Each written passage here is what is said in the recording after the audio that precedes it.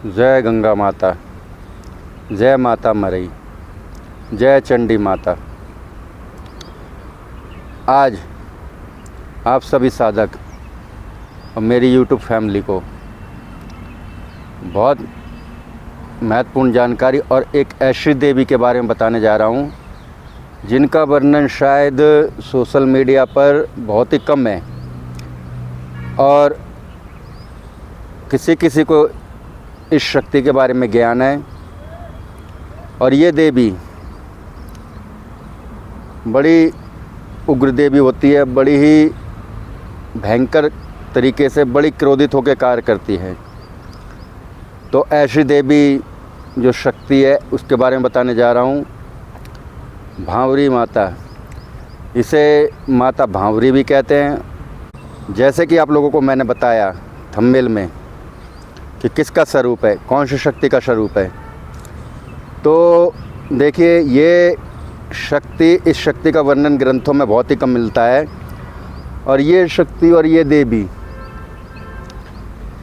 देवी और ये शक्ति अधिकतर बुंदेलखंड ग्रामीण इलाकों में ही पाई जाती है।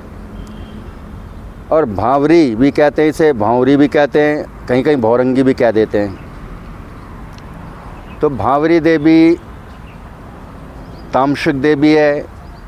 भांवरी देवी एक उग्र शक्ति है और इस शक्ति के बारे में हर किसी को ज्ञान नहीं है। जिस क्षेत्र में इस देवी को माना और पूजा जाता है वो बुंदेलखंड का एरिया पड़ता है, बुंदेलखंड पड़ता है। और ये देवी, हम इस देवी को निर्वंशी देवी कहते हैं। निर्वंशी का मतलब मैं किसी और वीडियो में बता दूंगा। ये निर्वंशी देवी है और बुंदेलखंड में जिसकी ये पूजनीय देवी है, जिनके ये स्थापित हो रखी है, उनकी सारी मनोकामनाएं पूर्ण करती है। और ये देवी बड़े उग्र रूप से कार्य करती है और तामसिक देवी है, तामसिक भोग लेती है।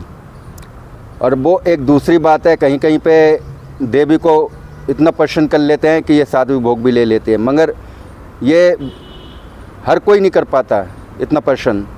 तो ये तामसिक भोग लेती है और तामसिक में ही चलती है।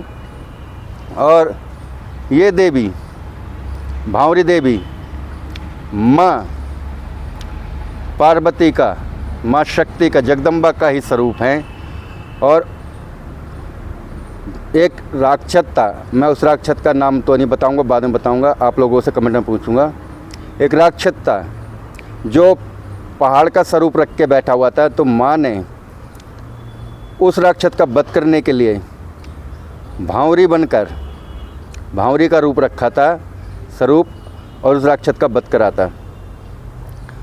तो भांवरी देवी अधिकतर बुंदेलखंड के क्षेत्र में पूजी जाती है। और कितने ही लोगों की बुंदेलखंड में ये कुलदेवी भी हैं। और इनके साथ बहुत सी देवियाँ रहती हैं, देवता भी रहते हैं, अघोरी भी रहते हैं।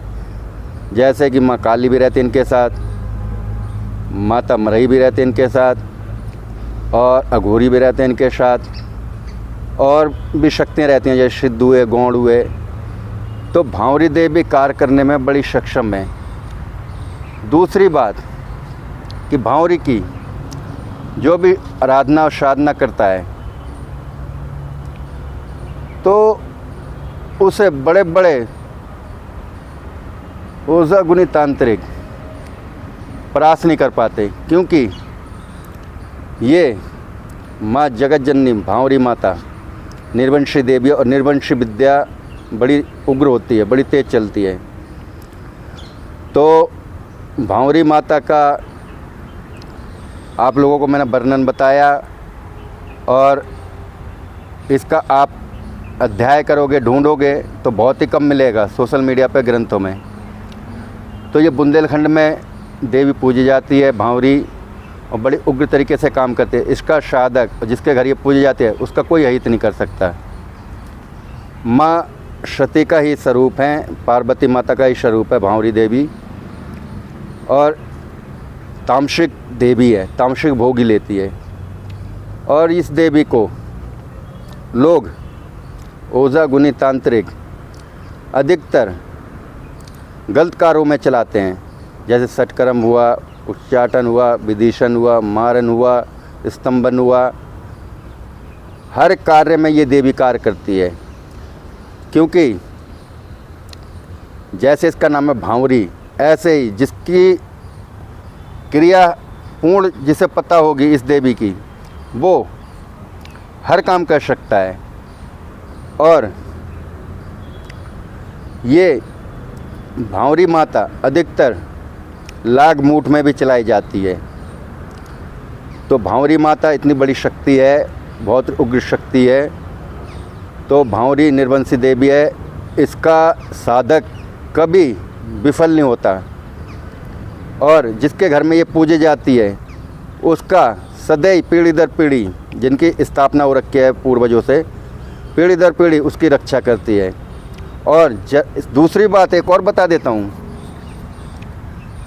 अगर इसकी क्रिया में, पूजा पाठ में आपने चूक कर दी या भूल कर दी, पहली भूल तो ये माफ़ कर देती है, दूसरी भूल माफ़ नहीं करती, बर्बाद कर देती है, चाहे ये पूजनी हो। और हर कोई इसका रास्ता नहीं खोल पाता, क्योंकि ये हवा बन के भी गायब हो जाती है। और भांवरी माता बड़ी उग्र शक्ति हैं। तो आप लोगों को मैंने भांवरी माता के बारे में बताया, तो आप लोगों को आशा समझ में आ गई होगी बात।